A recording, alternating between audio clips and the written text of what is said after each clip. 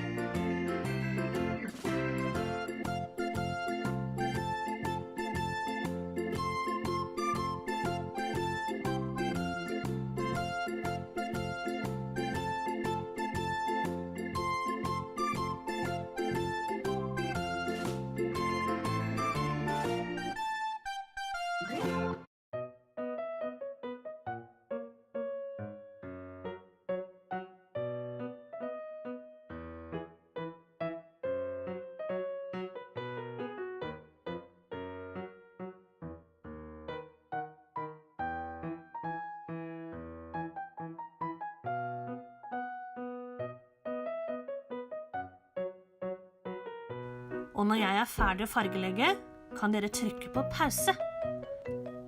Da kan dere velge om dere vil herme etter mine farger, eller om dere vil fargelegge med helt egne farger.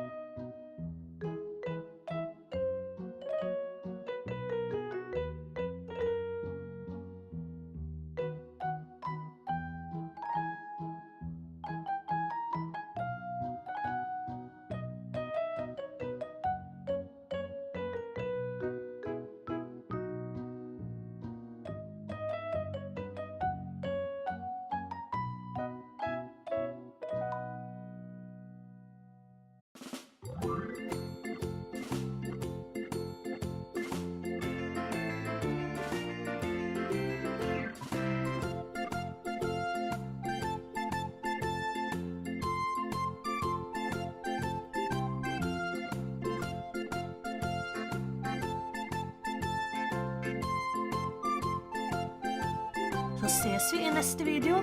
Ha det bra!